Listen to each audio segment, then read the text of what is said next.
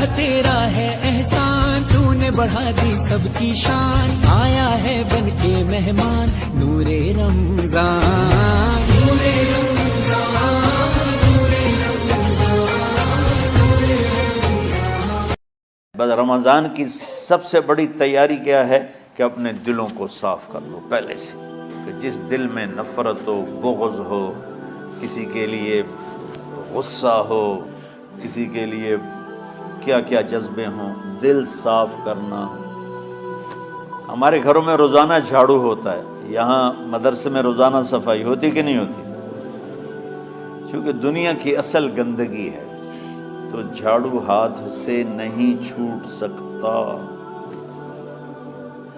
حرم شریف میں دیکھا کیسے چاروں طرف خدام پھر رہے ہوتے ہیں برش لے کر، تو دل پہ غبار ایسے آتا ہے جیسے صحن میں غبار آتا ہے، دل پہ گندگی ایسے آتی ہے جیسے صحن میں آتی ہے۔ تو ہم نے نظام بنایا ہوا ہے، لوگ مقرر ہیں وہ روزانہ جھاڑو دیتے ہیں۔ تمہارا دل ایک آنگن ہے، ایک صحن ہے، اس میں بغض، نفرت، حسد، پتہ نہیں کیا کیا گندگیاں آئیں گی اور آتی رہیں گی۔ بچوں ایک کام کرو، جھاڑو پکڑ لو، صاف کرو۔ یا اللہ معاملہ تجھ سے کرنا ہے، لوگوں سے نہیں۔ کسی نے برا کہا، کسی نے غیبت کی، کسی نے گالی دی، کسی نے دھکا دیا، کسی نے حق مارا، کسی نے کچھ کیا، یا اللہ تیرے سپرد میں نے اپنے دل کو سب سے صاف کیا، میں نے اپنے دل کو سب سے صاف کیا۔ یہ اتنی بڑی عبادت ہے کہ بڑے بڑے نفلوں والے، تہجد والے، حج عمرے روزے والے تمہیں نہیں پکڑ سکیں، کیونکہ اس کا کرنے والا دنیا میں کوئی نہیں۔ نفل پڑھنے والے تو بے شمار ہیں، عمرے کرنے والے بے شمار ہیں، علماء بے شمار ہیں، حاجی بے شمار ہیں، سخاوت کرنے والے بے شمار ہیں، لیکن اس ٹکڑے کو صاف کرنے والا لاکھوں میں ایک بھی نہیں۔ مشکل کام، آپ یہ سیکھ لیں، صاف کرو، صاف کرو، صاف کرو۔ یہ رمضان کی سب سے بڑی تیاری اور علم کو حاصل کرنے کی سب سے بڑی چابی ہے کہ اپنے دل کو کھلا کر لو۔ کوئی چیز خالی ہوگی تو کچھ آئے گا۔ جس دل میں بغض بھرا ہو، نفرت بھری ہو، حسد بھرا ہو، کینہ بھرا ہو، اس میں خاک آئے گا، اس میں تو علم کی ایک کرن بھی نہیں آئے گی۔ اس زبان سے چاہے جتنے مرضی موتی بکھیرے، دل اس کا اندھا ہوگا۔ لا تعمى الابصار ولكن تعمى القلوب التي في الصدور۔ یہ آنکھوں سے اندھے نہیں، دل سے اندھے ہیں۔ تو بچوں اپنے دل کو صاف کرنا سیکھو۔ وہ کتنی مشہور حدیث ہے، آپ نے کہا اس دروازے سے ایک جنتی آ رہا ہے، تو ایک انصاری صحابی داخل ہوئے، جوتا ہاتھ میں، داڑھی میں وضو کا پانی۔ اگلے دن اس دروازے سے ایک جنتی آ رہا ہے، تو ایک صحابی آئے، ہاتھ میں جوتا، داڑھی میں وضو کا پانی۔ وہی صحابی اگلے دن اس دروازے سے ایک جنتی آ رہا ہے، تو وہی صحابی 3 دن جنت کی بشارت لیے۔ اس صحابہ کی جماعت میں ایک شخص ہیں جن کا نام ہے عبداللہ بن عمرو بن عاص۔ ان سے بڑا عبادت گزار صحابہ میں کوئی نہیں تھا، نہ سابقین میں، نہ متاخرین میں، نہ پہلوں میں، نہ بعد والوں میں۔ ان کی عبادت کیا تھی؟ ساری رات جاگنا، سارے دن کا روزہ، اور ایک ختم قرآن صبح سے شام۔ اتنی اللہ نے طاقت دی تھی۔ پھر وہ غلوب والی بات آ گئی، ایکسٹریم ہونے والی بات آ گئی۔ ان کی شادی والی رات حجلہ عروسی میں داخل ہو رہے ہیں، دلہن کے کمرے میں داخل ہو رہے ہیں، اور مصلی بچھا کے اللہ اکبر، اور دیر نفل تے نفل، دیر نفل تے نفل۔ تو ان کی بیگم نے دیکھا تو وہ بھی خیر کا زمانہ تھا، انہوں نے بھی وضو کیا اور پیچھے مصلی بچھا کے وہ بھی فجر تک نفل پڑھتے رہے۔ صبح ہوئی تو حضرت عمرو بن عاص رضی اللہ عنہ نے پوچھا، بیٹی رات کیسی گزری؟ کہا جی ماشاءاللہ آپ کے بیٹے تو بڑے عبادت گزار ہیں، ساری رات نفلوں میں ہی گزری۔ تو وہ ان کو شکایت کر دی۔ حضرت عمرو بن عاص کو اتنا غصہ چڑھا، بیٹے کو تو کچھ نہیں کہا، کتنی حکمت کی بات ہے، سیدھے گئے اللہ کے نبی کے پاس، یا رسول اللہ یہ عبداللہ دیکھیں کیسا نادان ہے، اس کی شادی کی ساری رات ناول پڑھتا رہا۔ تو آپ کہتے ہیں ماشاء اللہ ماشاء اللہ کتنی بڑی بات ہے، نفلوں میں گزر گئی، رات بھی نفلوں میں گزر گئی۔ تو آپ نے حضرت عبداللہ بن عمر کو بلا کے ڈانٹا کہ تو نے مہینے میں 3 دن روزے رکھنے ہیں، بس اس سے زیادہ نہیں رکھنے، اور ہفتے میں 1 قرآن ختم کرنا ہے۔ کہا یا رسول اللہ میرے اندر طاقت زیادہ ہے۔ پھر اچھا 15 دن روزے رکھنے، کہ نہیں میرے اندر طاقت زیادہ ہے۔ آپ اس کو تھوڑا تھوڑا کر کے گھٹاتے رہے، اور وہ ہر دفعہ نہیں یا رسول اللہ میرے اندر طاقت زیادہ ہے۔ تو آخر میں آپ نے کہا اچھا چلو صوم داؤدی پہ آ جاؤ، 1 دن روزہ رکھو، 1 دن افطار کرو، اور 3 دن سے پہلے قرآن ختم نہیں کرنا۔ تو آپ نے اس کو پیچھے کیا۔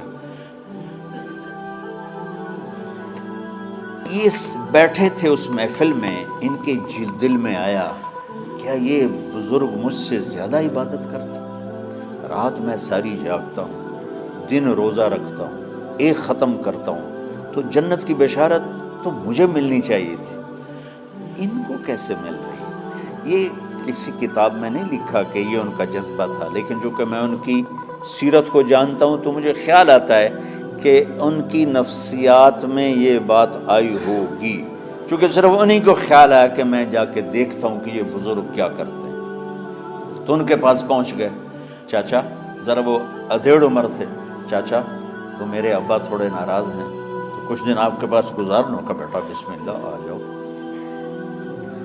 اب رات ہوتے ہی عشاء کی نماز پڑھ کے انہوں نے جلدی سے چادر اوپر لی اور یوں سراغ کر کے ان چاچے کو دیکھنے لگے کہ اب یہ کیا ساری رات سجدہ کرے گا، اور ساری رات روتے روتے روتے روتے مصلی گلا ہو جائے گا، یا ساری رات رکوع کرے گا، ساری رات قیام کرے گا، ساری رات قرآن پڑھے گا، اس تصور سے یوں دیکھ رہے۔ اور وہ بزرگ صحابی تشریف لائے، سرانے پہ سر رکھا، اللہم بسمک اموت و احیا، ہو گئے۔ اب یہ دیکھ رہے ہیں ابھی اٹھیں گے، ابھی اٹھیں گے، ابھی اٹھیں گے، فجر کی اذان پہ اٹھے۔ اب یہ تو حیران پریشان ہو گئے کہ یہ کیا ہو۔ اس زمانے میں تو منافق تہجد نہیں چھوڑتے تھے ڈر کے مارے کہ پتہ نہ چل جائے ہمارے کفر کا، تو یہ چاچا جنت بھی لے گیا تو ستا بھی پیا کہ چلو کل دیکھوں گا۔ اگلی رات پھر چادر سر پہ کر کے اور یوں سوراخ کر کے لیٹے ہوئے اور دیکھ رہے۔ چاچا پھر تشریف لے اور سرانے پہ سر رکھا، اللہم بسمک اموت و احیا، ہو گئے۔ فجر کی اذان پہ اٹھے، یہ اور پریشان ہو گئے کہ میرا نبی کا فرمان تو سچا ہے، اس میں تو شک بھی کفر ہے، لیکن عمل کیا ہے جس پر اس کو جنت کی بشارت ملی؟ 2 رکعت نفل بھی نہیں۔ اور آج کے دور میں تم میں سے ماشاءاللہ اکثر بچے تہجد پڑھتے ہیں کہ 1 رات اور دیکھوں گا، تیسری اللہم بسمک اموت و احیا، ہو گئی ساری رات۔ تو تیسری رات پھٹ پڑے عبداللہ بن عمر، کہنے لگے چاچا میری ابا سے کوئی لڑائی نہیں تھی، 3 دن میں تیرے بارے میں سنتا رہا، جنتی جنتی جنتی، میں دیکھنے آیا تھا کہ آپ کیا کرتے ہیں، آپ تو کچھ بھی نہیں کرتے ہو، ساری رات سوتے رہتے، اب کیا کرتے ہو؟ میں نے کہا بیٹا یہی ہے جو تم نے دیکھا ہے۔ اب ان کو سمجھ میں نہیں آ رہا کہ یہ جوڑ کیسے بٹھاؤں، ادھر جنت کی بشارت، ادھر ساری رات خراٹے، اب یہ اس میں جوڑ کیسے بٹھاؤں، نبی کی بات تو غلط ہو نہیں سکتی۔ تو اب وہ نا ایسے نا بڑے بے دل سے ہو کر واپس مڑے، پتہ نہیں کی چکر ہوئے گی کوئی گل۔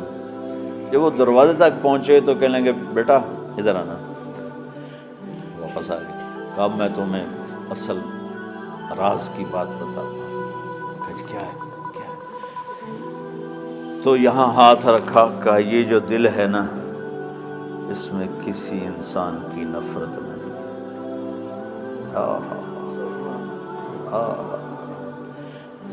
اور جب اللہ کسی کو رزق دیتا ہے، عزت دیتا ہے، مجھے کبھی حسد نہیں ہوا، مجھے خوشی ہوتی۔ تو عبداللہ بن عمر نے کہنا تھا ہاں یہ بات ہے، نہیں، ان کا ہاذا ہوا، اچھل کے کہنے لگے ہاذا ہوا، ہاں ہاں ہاں ہاں یہی ہے، یہی ہے، یہی ہے۔ پھر کہنے کہ چاچا پر یہ میرے بس کا نہیں ہے، کون کرے گا یہ؟ اتنے بڑے آدمی ہو کر کہہ رہے ہیں کہ یہ میرے بس کا نہیں۔ تو بچوں، دنیا میں جنتی بننا ہے اور علم اللہ سے لینا ہے تو اسے صاف کر دو، سب کی نفرت سے۔ سب، اس نے مجھے یہ کیوں کہا، اس نے مجھے یوں کیوں دیکھا، اس نے میرے بارے میں یوں کیوں کہا، اس نے میرے بارے میں یہ کیوں لکھا۔ جس کی تعریف ہوتی میری کتنی برائی ہوتی، صرف تعریف تو نہیں ہوتی، بھرا پڑا سوشل میڈیا مجھے گالیاں دے۔ اللہ کے فضل سے میرے دل میں ایک ذرے کے برابر کبھی کوئی منفی جذبہ نہیں آیا تو میں دھو کے صاف کر دیتا ہوں۔ یا اللہ، میں نے اپنے دل کو صاف کیا، میرا معاملہ تیرے ساتھ ہے، کسی کے ساتھ نہیں۔ یہی آپ رمضان کی سب سے بڑی تیاری، علم کے حاصل کرنے کا سب سے بڑا ہتھیار آپ کو یہ نہیں ہے کہ تمہیں کتابیں یاد ہو جائیں، تمہیں اشعار یاد ہو جائیں۔ تو ساری امت سے کہتا ہوں رمضان کا استقبال کرو، دلوں کو صاف کر کے، نفرتوں کو مٹا کے، مذہبی نفرت، دنیاوی نفرت، رشتوں کی نفرت، بول چال کی نفرت، سیاست کی نفرت، لین دین کی نفرت، ان سب سے اپنے دل کو صاف کرو تاکہ رمضان میں اللہ نے علم اتارا، اللہ تعالیٰ آپ کو علم عطا فرمائے۔